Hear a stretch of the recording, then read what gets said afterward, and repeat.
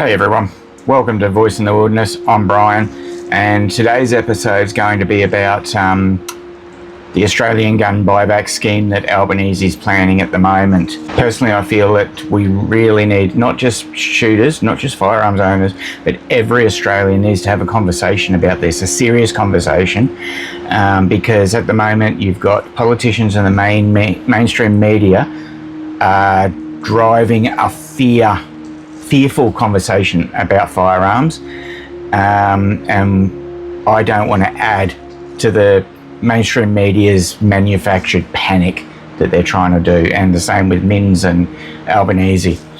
To be honest about it, straight down the line, I want a conversation about what the Albanese government's proposal for the gun buyback is, and what will it actually cost. What will it cost you? What will it cost me? It's going to cost every single Australian, and we want to see who it's going to really affect, and why once again law-abiding Australians are being punished for crimes they did not commit.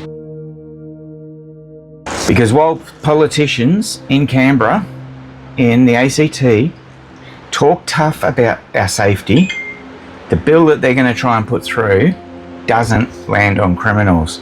It lands on you. It lands on the taxpayer, the farmer, the sports shooter, the hunter, the regional Australian who already jumps through more bureaucratic hoops than a circus lion just to keep a bolt action rifle in a locked safe. Now, we're being told that all this is necessary, while violent criminals, gangs and extremists are being ignored by the law totally, entirely.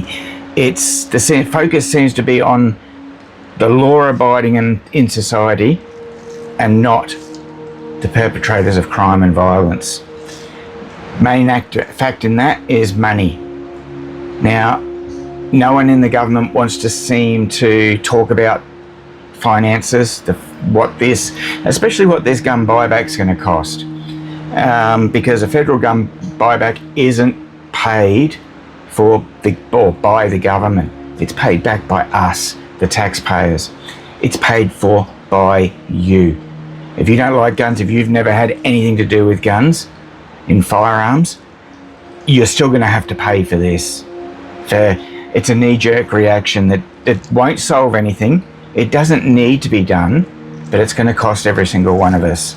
Every dollar that's spent on compensation, every dollar that's spent on administration, every dollar that's spent on compliance officers, databases, transport, storage, destruction, that's then money that's not going into hospitals, not going to roads, not going into education, not going into mental health where it's sorely needed, and it's not going into regional policing. The past buybacks we saw with Prime Minister John Howard, that cost billions. This one, with so many more legal firearms owners and with millions of legally registered firearms in circulation in Australia, this is going to be an astronomical cost. In fact, Shooters Union here in Australia have, who I'm a member of, have estimated that the figure for this buyback alone is going to be in the 10 to 15 billion. That's billion with a B. 10 to 15 billion dollar range. And yes, we do still have families on the streets who can't make ends meet, and that the Labor government now wants to inflict more financial pain for an issue created in Albanese's headspace. And here's the quiet part that he doesn't want to say out loud, and neither do the media. The vast majority of firearms targeted are owned by people who have never committed a crime, ever. Because we get vetted so stringently when we put an application in for a license that we can't have any criminal records at all. So Australians are being taxed to confiscate property from Australians who already comply with the law, while the criminals continue to obtain guns illegally, just as they always have. That's not about public safety. They don't care about the public safety side of it. It's all about political theatre and political posturing. So I'm in Queensland, so let's talk about Queensland. Right now we're told the Queensland government is tackling anti-Semitism, tackling hate, tackling extremism. Now, let me be clear, real hate crimes should be dealt with firmly and lawfully. But there's a problem. Instead of focusing on violent offenders, instead of focusing on radicalisation that's happening in these mosques and that, instead of focusing on organised crime and illegal weapons trafficking, the easy political target becomes, you guessed it, licensed firearms owners. Now, I want to just give quick credit to the Christofouli government in Queensland and the government in Northern Territory, because they have told Albo, no, we don't want any part of this firearms buyback scheme and that. We would rather tackle the anti-Semitism and the hate crime, the religious vilification and things like that, which they need applauding for that. You need to get on and you need to thank them for that if you're in Northern Territory and Queensland. So these legal firearms license or legal firearms owners that's now become the easy political target, we're already people who have been vetted. We've already had background checks done on us. We're already monitored and we're already inspected when they do firearms audits. They come around, they check on us. People who are statistically some of the most law-abiding citizens in this country are the ones that are being punished, and you're paying for it. So while anti-Semitism is used as a justification, the punishment falls on farmers, hunters, sporting shooters, and regional Australians who had absolutely nothing to do with it. That's nothing to do with justice. That's purely a deflection, because we see that Albanese cut the AFP anti-terrorism budget just weeks before this Bondi attack. And as I said before, credit must be given where credit's due. To the politicians, I don't often give politicians credit, but for the state and the federal ones who are willing to stand up and say enough, I say thank you and good job. Those who are willing to tell Anthony Albanese and Chris Minns, no, you don't get to trample responsible Australians for your cheap political points. Whether they're Nationals, Liberals, minor party MPs or independents, anyone willing to push back against draconian, reactionary gun laws deserves public support, because this is no longer about the left or the right. This is about control versus common sense. And a lot of politicians don't have common sense, but they're full of that trait called control. And a lot of it is the politicians with their coercive control. And thankfully Australians are waking up to that. Okay, so let's look at firearms owners and demolish a myth right now. Australia doesn't have loose firearms laws. Australian licensed firearm owners are among the most regulated civilians in this country, and we're one of the most regulated firearms controls in the world. So consider what's already required. We get mandatory licensing, we get genuine reason requirements, we get background checks, we get ongoing monitoring. We have to disclose whether we're seen a psychiatrist at all for mental health issues. We have to wait mandatory waiting periods. We have to strict storage laws. We have random inspections, which are those firearms audits I just mentioned. And we have severe penalties if we so much as lose a bit of paperwork or we don't have something in writing that we're supposed to have. We can actually serve jail time for that. So we are strictly regulated. We have to have mandatory club membership for sporting shooters, property checks for primary producers, and it's at police discretion at every stage. A licensed owner can lose their firearms without committing any crime at all, simply for falling foul of the bureaucracy and losing or misplacing one piece of paperwork. That's how it is at the moment. Compare that to violent offenders who are repeatedly released on bail and just let out into the public again for actually committing crimes. You're seeing that with murderers, rapists, pedophiles. Just let that sink in. Legal, licensed Australian firearms owners are being punished and you're having to pay for it, while criminals, the legal system is letting murderers, rapists, pedophiles back out on the streets with bail straight away. Just doesn't make sense, does it? Now, there's also a comparison that nobody really thinks about and nobody mentions it in the mainstream media. They just don't want to talk about it. I'll talk about Queensland because as I said, I live in Queensland. Our general's duties and traffic police officers are legally required to do a very limited amount of live fire qualifications each year. They don't do it weekly like most sporting shooters, hunters, or recreational shooters. They don't do it monthly like most of those I've just mentioned. And in many cases, bare minimum annual qualifications is all they have to do. They have to do enough to tick a box, enough to remain authorised. And I don't know whether that's once or twice every 12-month period.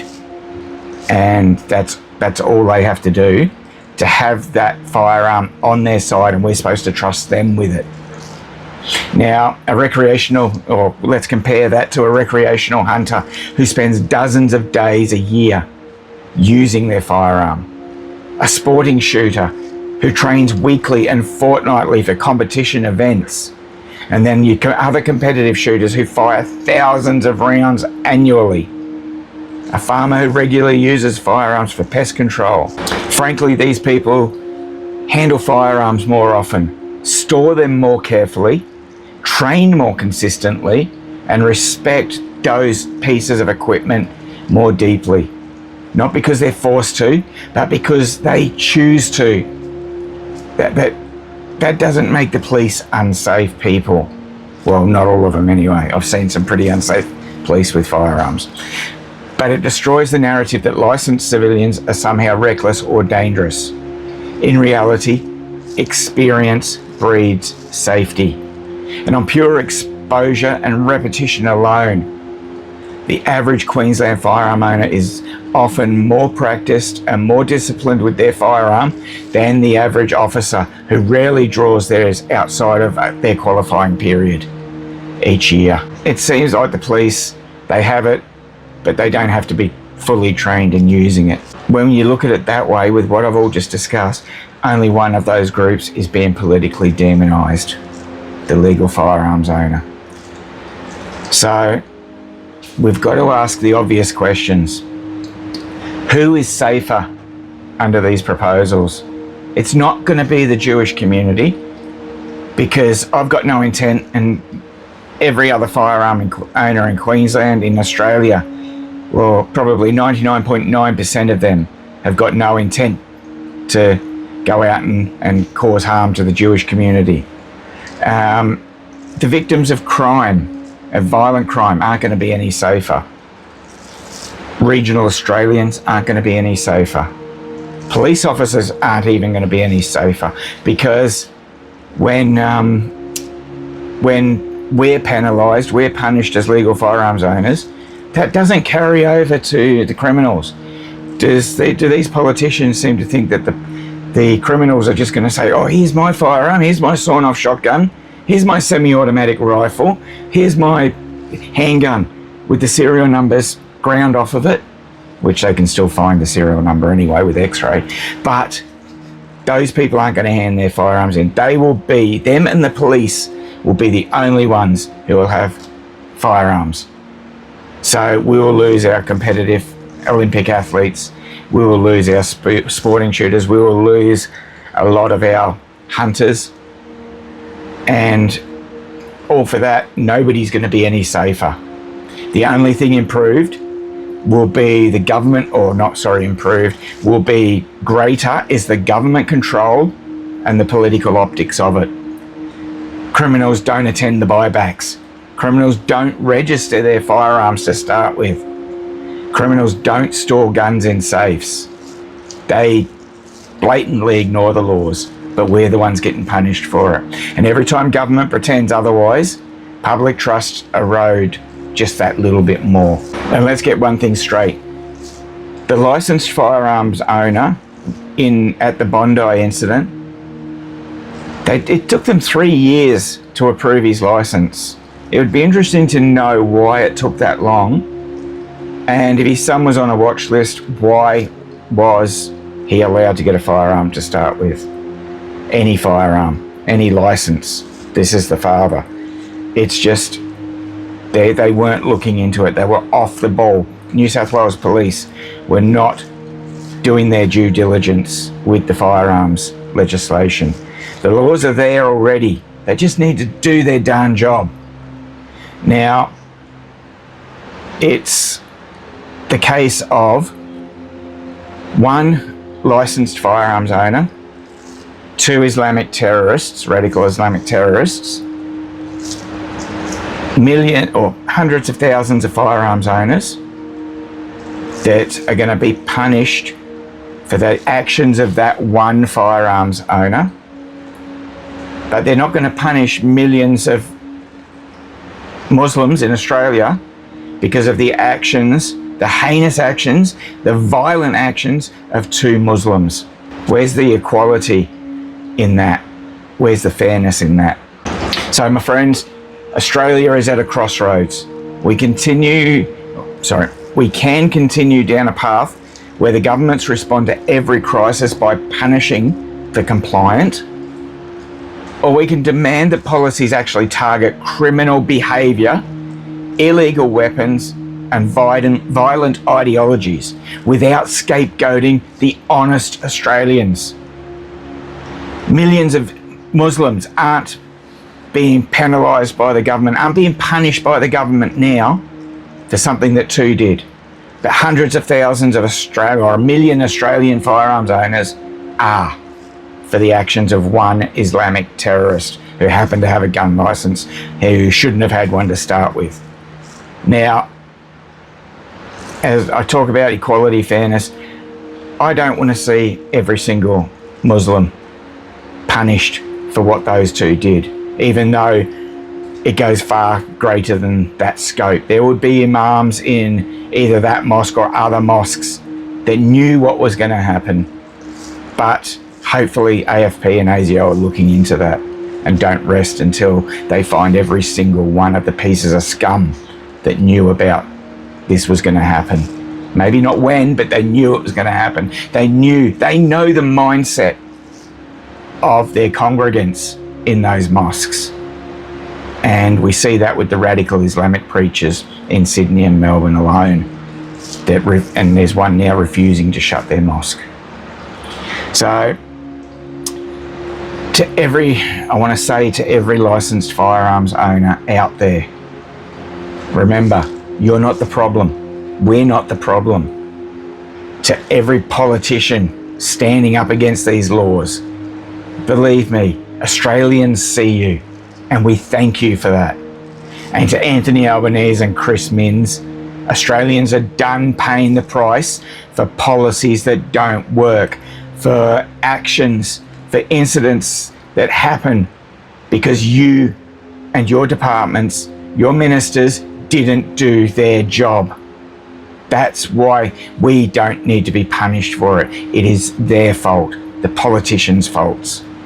Now, as I said, Australians don't have to pay the price for the policies that the governments enact, which will do nothing. This isn't going to stop, or this isn't going to make any Australians safer. What it is going to do, out of that $10 to $15 billion, federal government has said that they will pay half in each state, but the states have to pay the rest, the other half. Now, there are so many families living on the street, finding hard to find money for food each week, for rent, for the $200, $250 a week to pitch their tent on a bit of grass in a caravan park because places are exploiting the issue. People can't afford to have all this extra $10 to $15 billion added to their taxes, their rates, because you can guarantee it, they're not paying for it. The government politicians aren't paying for it. We are. Our taxes will go up. Cost of living will go up even more than what it already is. So stand up, tell your politician, your local member, that this just isn't good enough, that you do not agree with this buyback because it's not going to do anything to make anyone safer. So that's about enough for today. I don't want to make the video too long. Remember, I'm Brian. This is Voice in the Wilderness Australia. Please, if you agree, share the video. If you disagree, go out and talk to others about it. Go and speak to a gun shop. Go and speak to your local firearms club and see what the other side of it is if you don't understand firearms at all. Because silence, your silence for not standing up for everyday Australians is exactly what the politicians rely on and what their bad policies rely on. So do something about it, my friends. We're not here to be all walked over. And remember, it's just not just people like myself, the licensed firearms owners, totally legal, totally safe firearms owners that are being punished for this. Every Australian is being punished with the costs that this is going to invoke. Anyway, stay tuned for next time. I don't know what my next video is going to be, but it'll be something on topic. Bless you.